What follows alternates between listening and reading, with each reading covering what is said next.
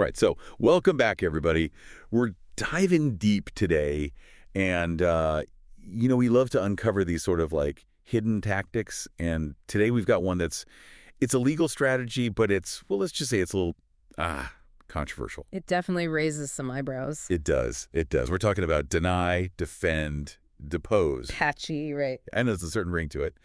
And we're going to be pulling from, wouldn't you know it, a text actually titled Pasted Text. Straight to the point. Yeah, they didn't mess around with that title. Yeah. So basically what we're going to do is we're going to unpack how this whole deny, defend, depose thing actually works. Yeah. Like what are the mechanics of it? And then we're going to look at whether it's, is it ethical? Is it fair? Because there are definitely strong opinions on both sides. Absolutely. Yeah. And then kind of the big question, how does this impact, the legal system as a whole? So pretty hefty stuff. Big implications. Yeah. So I guess, just to start us off, let's break down these three words, right? Deny, defend, depose. What's the action like implied in each one? Okay, so deny, it's pretty much what it sounds like, right? You're straight up refuting any and all claims against you. No compromise, no admission of guilt. So it's more than just saying, I didn't do it. It's like, nope, didn't happen. Absolutely not. Exactly. It's about setting a very strong tone from the get-go. And, if you've got a team of high-powered lawyers backing you up, it can be pretty intimidating, especially for someone who maybe doesn't have those kinds of resources. Right. So you're already like shifting the power dynamic right there. Okay, so you deny and then you defend, right? What does that involve? So think of it as building a legal fortress around yourself, right? You're bringing in expert witnesses, you're filing motions, maybe even countersuing. You're requesting tons of documents, basically anything to make the process as complex and as lengthy as possible for the other side. So you're kind of burying them in paperwork. Exactly. And all of this, of course, costs money.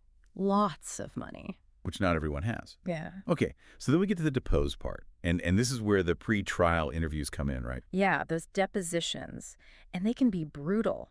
Hours, sometimes even days of intense questioning, all designed to kind of, catch the other side slipping up, find inconsistencies, maybe even discredit them entirely. I've heard stories about these depositions. It's like psychological warfare. It can be. And, for someone like, let's say, a small business owner who's suddenly facing a lawsuit from a massive corporation, it can be incredibly draining, both emotionally and financially. So you're not just fighting the legal battle, you're fighting like this war of attrition, right? Just trying to wear the other side down. That's a good way to put it. And the goal oftentimes is to force the plaintiff to settle, even if they have a strong case, just because they can't afford to keep fighting. Which, that brings up a lot of ethical questions. Oh, absolutely. It's a very controversial tactic. So, like, where do the arguments fall on this? Like, what do people say in favor of it, and what do people say against it? Okay, so the people who support deny, defend, depose, they say it's all about ensuring a strong defense. Makes sense. And that it helps to protect people and businesses from frivolous lawsuits, which, let's be honest, those do happen. Yeah. So they see it as like a shield against abuse of the legal system. Okay, so they're saying it's a shield, not a weapon. Exactly. But then you have the critics, right? And they say, hold on a second, this isn't a shield, this is a weapon. Right. And it's being used by the powerful to silence legitimate claims. They argue that in reality, a lot of people with valid complaints don't even bother pursuing legal action because they know they'll be up against this kind of strategy and they just can't afford it. So it's like a deterrent. Exactly.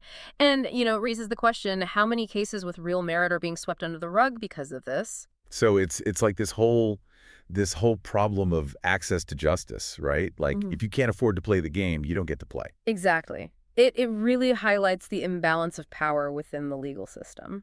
So, what can be done? Like, are there any solutions? Well, that's the million-dollar question, isn't it? Some legal experts have proposed things like, limiting the length of depositions, setting caps on legal fees, or maybe even providing more resources for individuals who are going up against these kinds of tactics. But, it's a tough one. Yeah, it's like, how do you balance the right to a strong defense with, ensuring that everyone has access to justice? It's complicated. It is. And honestly, it's a conversation we need to keep having.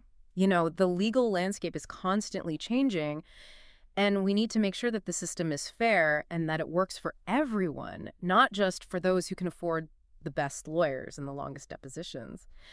So I encourage everyone listening to do their own research, to learn more about this strategy and the arguments on both sides, because ultimately it's up to us as citizens to demand a system that is truly just. Yeah, absolutely. I mean, that's kind of the whole point of these deep dives, right? To give people the information they need to form their own opinions and to, maybe even push for change. Exactly. All right. Well, I think that's about all the time we have for today. But this is a topic I think we'll probably be revisiting again because there's so much to unpack here. Definitely. But for now, thanks for listening, everybody, and we'll catch you next time. See you then. Today is your lucky day. Today is the day that our $3 website works for you, paying you directly to your PayPal daily. Imagine $3 ongoing continuous payments to your PayPal account. Imagine falling asleep and waking up to $300 in your PayPal account. How would this make you feel? How could this help you? What bills could you pay? What kind of fun could you have? What does that retirement look like now? All for a one-time payment of $3. This website is DFY done for you, fully built and completely hosted, and never stops collecting payments for you. You have spent $3 on coffee on a regular, but that coffee won't help you create multiple streams of income. Click the link below.